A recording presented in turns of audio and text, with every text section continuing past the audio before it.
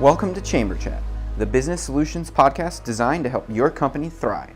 I'm your host, Charles Stannis. Your growing company has a tight budget. You're hoping to get a lot done, but only have a few employees. Has the thought of hiring an intern ever crossed your mind? But how do you find the right one? How do you make sure they have the right skill sets? Join us as we talk about the many things you can do to make sure that your company hires the intern that's right for you.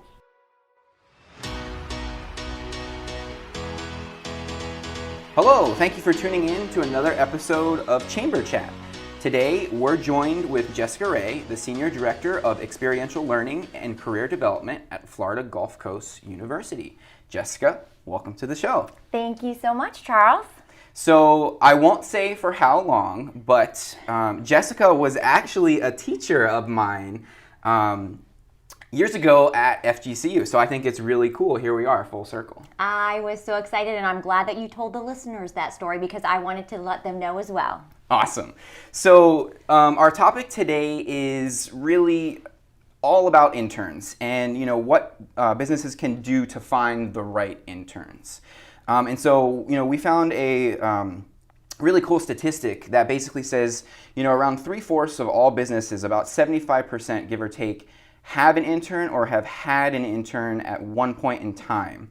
And, personally, I think if we can break that down even more to small businesses, I feel like that number would be even smaller.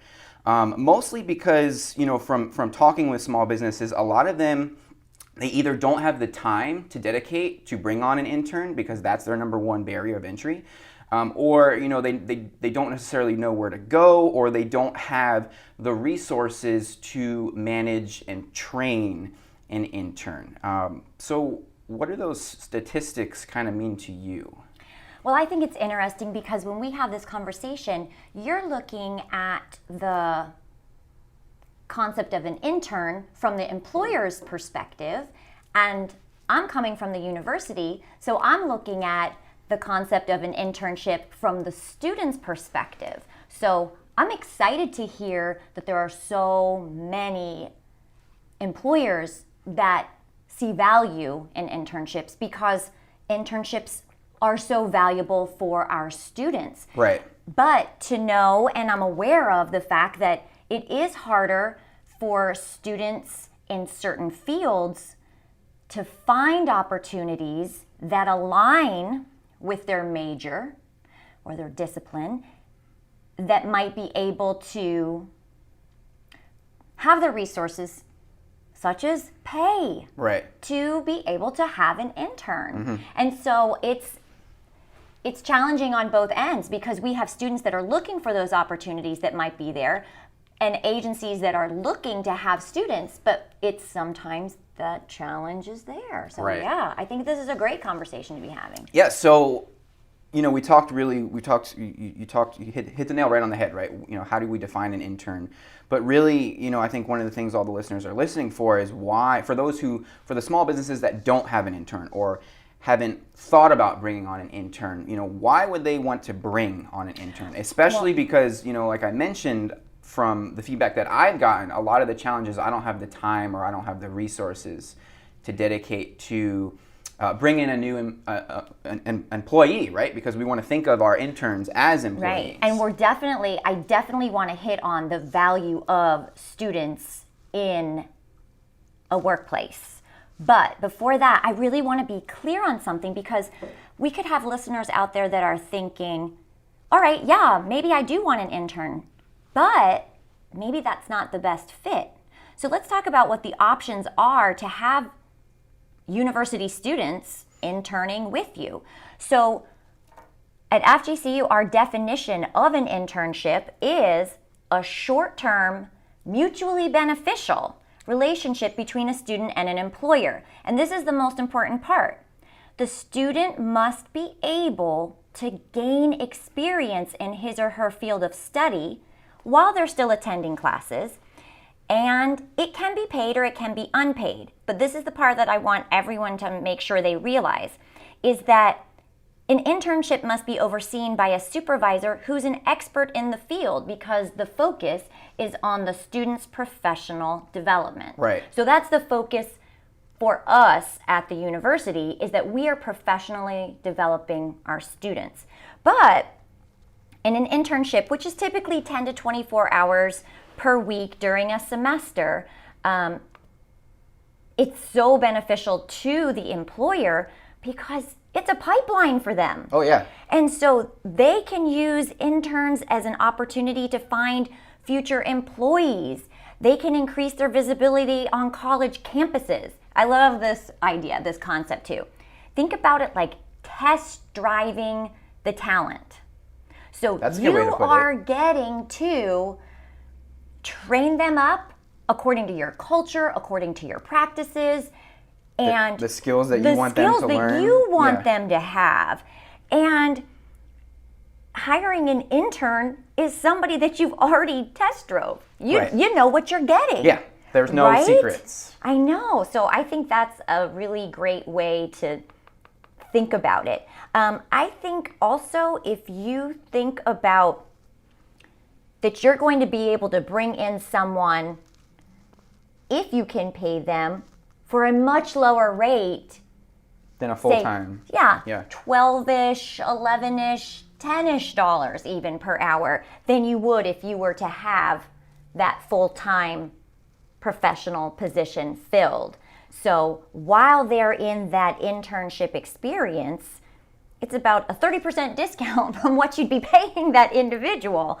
So it's a fantastic opportunity, and it, like we said, it helps you test drive the talent. Yeah, that's a great way to put it. And I think, the key word that you had mentioned was mutually beneficial, right? So I can't stress that enough. Mutually, another way to put that, win-win. Right. It's benefiting you, and our students are gaining from the experience as well. I think the biggest problem that most businesses think about when they think about, bringing on an intern is, like, oh, what am I going to have this person do? Right. What, and they immediately go to the things that might not necessarily be what they're doing because they need to think, oh, well, I need to have him do something that I'm not currently doing, so it's value to me, right? And I think that's missed a lot because if there's not a way for the employer to be able to train or manage and develop the intern, then it's really a waste for everyone's time. Right. And I think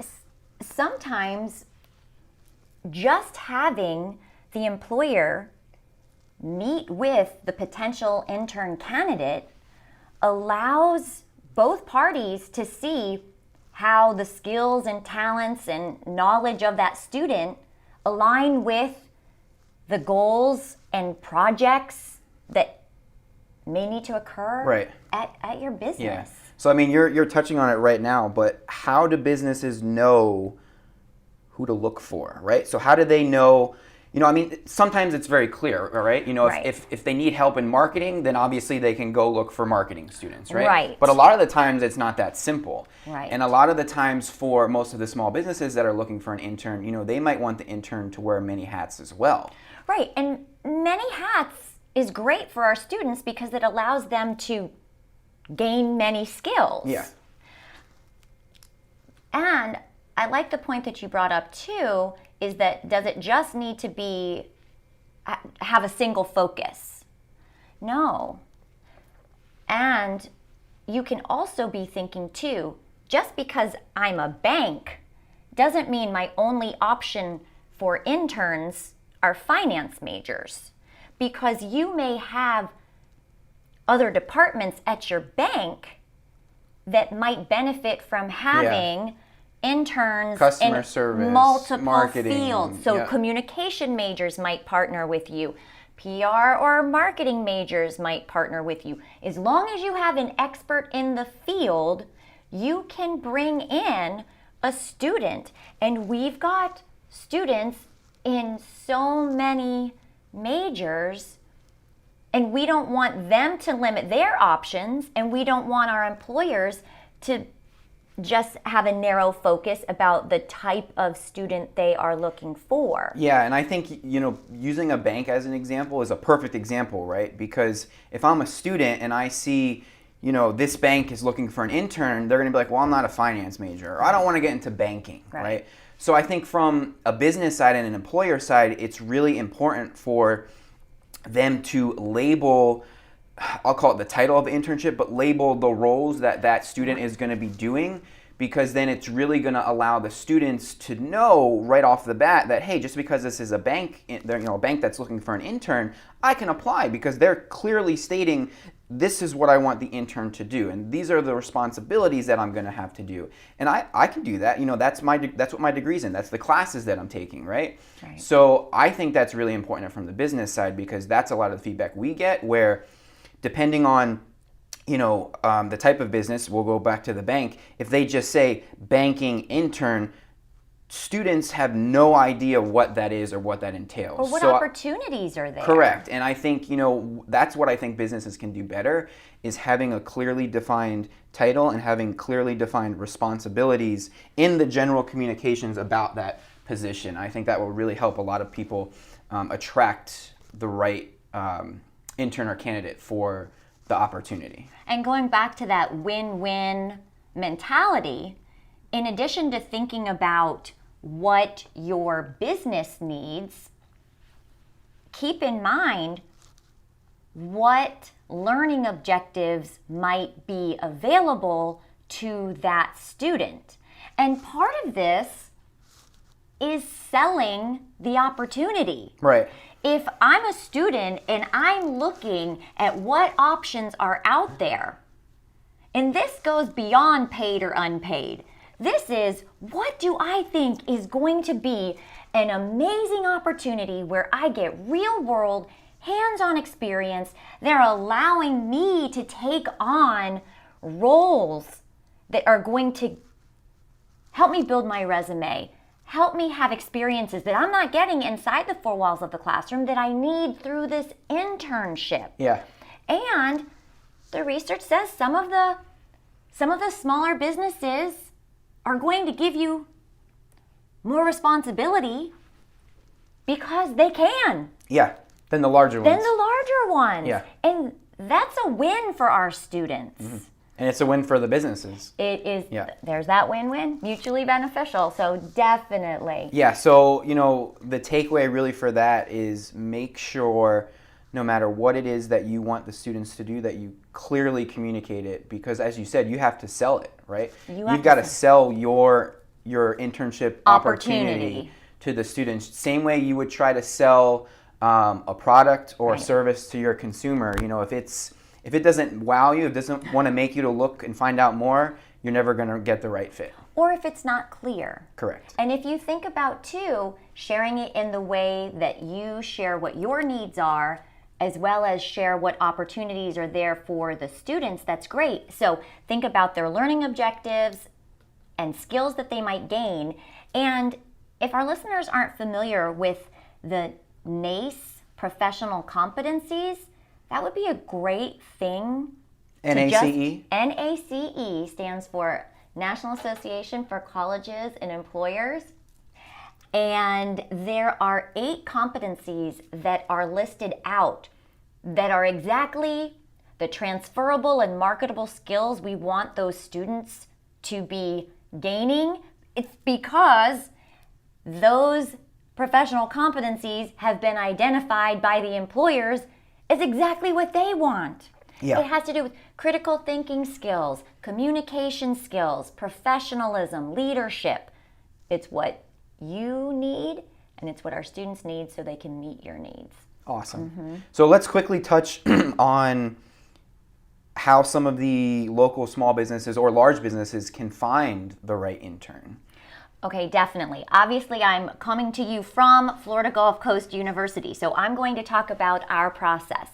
We have a central office of internships and cooperative programs. That's the name of the office, ICP for short, Internships and Cooperative Programs. If you reach out directly via email, I'll give it to you now and I'll give it to you at the end, icp@fgcu.edu, that will connect you with the central office. Once you let that central office know what type of business you are, what types of opportunities you might be looking for, to connect with students. That central office can hear what your needs are, help you better understand what types of interns might fit with your opportunities, and then do two things. First, connect you with other internship coordinators on the FGCU campus that are within the different academic programs.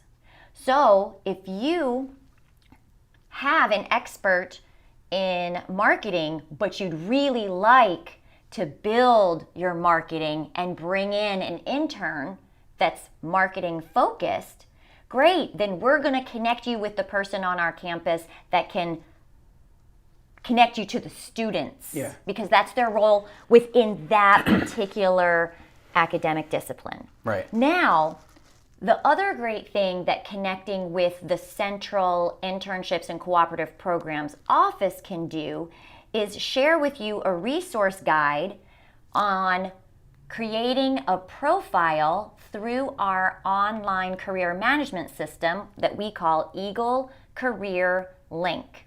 And this allows you to create your posts that let us know and let the students know what opportunities you have available with your company. Right. And that's one way that we train our students to seek out opportunities. And that's where you've got to make it interesting and desirable For the students to actually want to. Yeah, Mm-hmm. and I'll do a quick shout out to Yes. Eagle Career Link, because we've gotten all of our interns for the last 2.5, 3 years from there, and they've all been great. That's awesome. Because we're able to, like you said, clearly define who we're looking for. Now, that's not to say we haven't turned people down. And that right? that's the point. Yes. We want you to give the students the real experience that this is a serious position that they're going to be holding, and it's competitive. Right. So, we're able to say, hey, we're looking for someone in this major or degree. We're looking for someone with maybe these 3 or 4 skill sets. Here's a general idea of what you're going to do on a day-to-day basis. And, we would get multiple resumes coming in, and maybe, out of the 4, two of them are, Right. really exactly what we're looking for. So then we're able to choose, right? Then we have options. And you can interview, you can bring them in, Right. you can meet with them and see who the best fit is. For us, it's almost like when we would bring on another full-time employee, we do the same process where, now we're a little bit different because we only have 6 employees. So obviously for larger companies, you might not necessarily be able to do this to this extreme, but for us, we have the intern meet everyone, right? That's ideal. And then we almost have like a team powwow after they leave, and we're like, what'd you think? How, culturally, how's his personality? Because, we know already what his skill set is based on, the criteria on his resume or the classes that he's taking. Really for us, it's once we figured that out, it's, do we want to work with him every day or 2 days a week, 3 days a week, right? Right. So, shout out to Eagle Link because, Eagle Career Link because, we've actually used it. So. And the other plus is if you have your organization in Eagle Career Link, then you get the invites to our career and internship fair at FGCU. You get our invites to other really cool events that we're calling career cafes, which are smaller versions, more intimate, yeah. and I guess you could say themed, so that we have tailored the attendees to a particular discipline or a particular field. Right. So we recently had one for our health and human services, and we held the career cafe in the lobby area of our health and human services building. So some students were aware of it, came, engaged in more personalized conversations with these employers, and then passers-by could just say, oh, I didn't realize this was happening. Right. And that's generating more a higher number of attendees. So the benefits of Eagle Career Link are that you can reach students through your postings, but also so that you get invited to the career and internship fairs, the career cafes, and other programs that FGCU is putting on. So you've got opportunities for both. You've got For digital both. and you've got in person. Yes. So that's really great. Yes. Another thing that I think is really important, the feedback that we've gotten from our interns that a lot of businesses might not necessarily think about, is word of mouth. So Someone had a good experience. We had an intern, I want to say about a year and a half ago, that was awesome. Blew it out of the park. Everything that we needed from her, she did above and beyond expectations. Nice. Well, after the end of the internship, I believe she was graduating. She told, I want to say 4 or 5 of her friends about the experience that she had. And we had those same people coming to us saying, hey, I want to intern there, right? So that's fantastic. I think a lot of people don't realize, I mean, it's just with employees, right? Think of all the websites where employees rate companies, right? Yes. It's the same concept where if an intern has a good experience, no matter how long that they're there, they're going to tell their friends, they're going to tell their classmates. And most of the time, their friends and their classmates are in the same general programs that they're in. So it goes back to it. It's another win-win. And I know we're going to get to talk about this later, but the reason she had that amazing experience is because of the opportunity that you provided her. So we'll definitely talk on best practices. We can talk about it now. Okay, Yeah, absolutely. I think that's great. Let's jump to it. It's a perfect segue. And I think, like you said,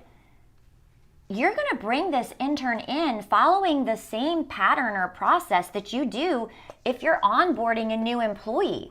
You start at the beginning. You make sure that employee or the intern knows who you are, what your company's about. What's your why? Why do you exist? Oh my goodness. What's your culture? Start with why. Yep. Yes, definitely. And that's when you start that conversation too. Once you know that that's the intern that's going to be with you, that's when you start that conversation. You talk about what your company's needs are, what goals you might have, and really think project based whenever possible, so that student's not coming in doing the same repetitive tasks. Because that's not going to be the student that goes and tells their friends about how awesome. Oh, I posted social media posts for 6 months, right? Right. Yeah. There's got to be other opportunities, and allow them to work with those in your office because they're learning by those connections with other professionals.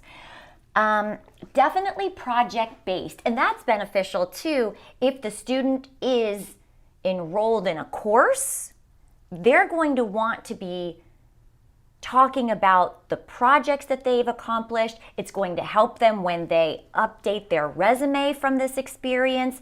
It's giving them real talking points for future interviews, and it's also going to help you as the employer know, can they follow through from start to finish. Yes, Yep. To make it happen. Yeah. That they're reliable, yes, dependable. I think project's the way to go. And I think that's something that as an employer, as you're thinking about, is an intern something that we want to consider? And if so, what are some of those projects that we could have an intern work on with our company? So definitely projects, objectives, goals. And then once you have that allows you to set that schedule or set the timeline. And think about this, employers. Our students work in semesters. It's just how it goes. Yeah. So typically, you've got 15 weeks to have that student working with you, especially if it's a course-based internship. Now, there's a little bit more flexibility. Some students will be doing internships in the summer that aren't course-based or don't have to be so rigid with the times, and that's great, but these are all things that you talk about when you're meeting with that potential intern or the solidified intern when you're setting the schedule and the timeline and the expectations. And talking about expectations, what do they need to know?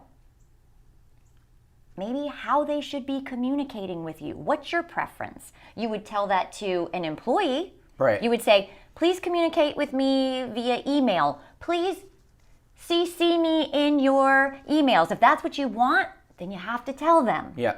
And if you do want them to meet with you regularly face to face, tell them when, tell them how to set that up. If you want them to text you, I mean, depending on your communication preferences, sometimes for me, I say, please text me. You're going to get lost in the email. Yeah. And if you feel comfortable doing that, you just need to share that communication plan with that intern. And what about the culture? What should they be wearing? How formal is it? How should you be addressing people? How should you not be addressing people? Will they be working independently? Are you really hoping that they will work with a team and put them on that team? Who should they normally report to? I think, who do they go to if, they're looking for another project or assignment? Or if they have questions about the one that they are working on. Does it always come straight to the head supervisor, or do they have a team of experts that they can work with as well? Yeah. And then if there's a deadline, let them know about it. Let them know. Be very clear. Yeah. Be very clear about what your expectations are.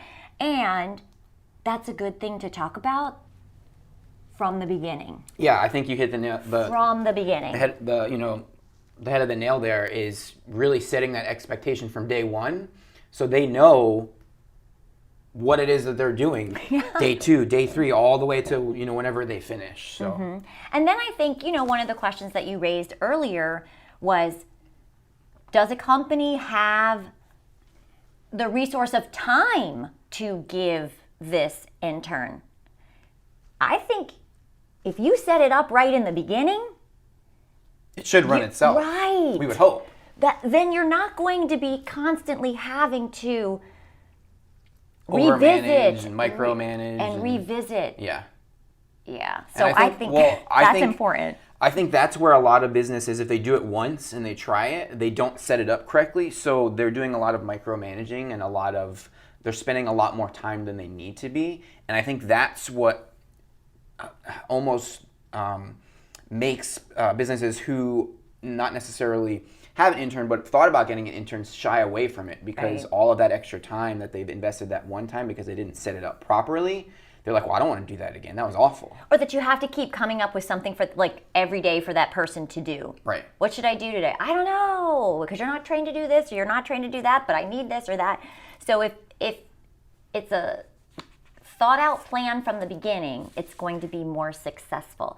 And going back to what you had said with word of mouth, clear expectations has to happen. But then it's those little things, like making them feel valued, giving them a special role, and upping their roles once they've shown you that they're dependable and able to meet can do the projects that you've assigned able them. to meet the goals that you've been setting for them. And this can be done too, just the welcoming. Put a little sign on the door or their desk where they're going to be. If you have name tags, could they have a version of a name tag? Could they have or allow them to personalize their space. Yes. These are such little things that add value to that experience that's beyond the goals, the expectations, etc. And if they feel as if they're valued and that the work they're doing is real, not just some made up little things, but a true contribution to that company that you're allowing them to be a part of, their input to that agency is going to be through the roof, because they feel that connection. They contributed. And they made a difference. Yes, and then they're going to invest more. So definitely creating that welcoming environment and having them feel valued as a contributing member to the team. so important. Awesome. Well, the Yeah. big question Yes. that we always hear, Yes. paid versus unpaid. Definitely. And we started talking about this a little bit earlier, is that there are just some fields that don't really have a lot of paid opportunities. But that doesn't mean that our students don't see value in them. And that goes back to how you're presenting that, Right. how it's being explained and described to the student. And as we stated earlier, many smaller companies can offer more hands-on opportunities. That is attractive to our students. Yeah, I know. Well, one of the things that you had mentioned earlier too was, a lot of the students have classes at different times throughout the day, right? So I know what's really worked for us is allowing the interns to have a really flexible schedule, right? So you're almost telling them like, what days work for you? What times work for you? So maybe on Monday you have them come in for 2 hours, and then Wednesday you have them come in for 4 hours. Because they have a block of Because time. there's an right. open schedule there, right? Having flexibility, I think is a very valuable asset to give the students, because if you're not, or even if you are able to pay them and you can give them flexibility, right? Like that's awesome.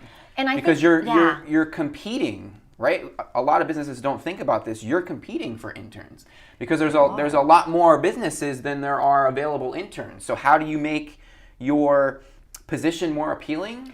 Right. That's what I love that you're saying is, how can you offer other attractive elements Other than money.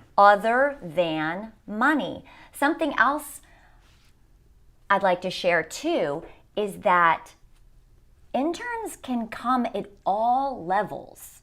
So typically, the academic focused internships that are course-based, our juniors and seniors are interested in.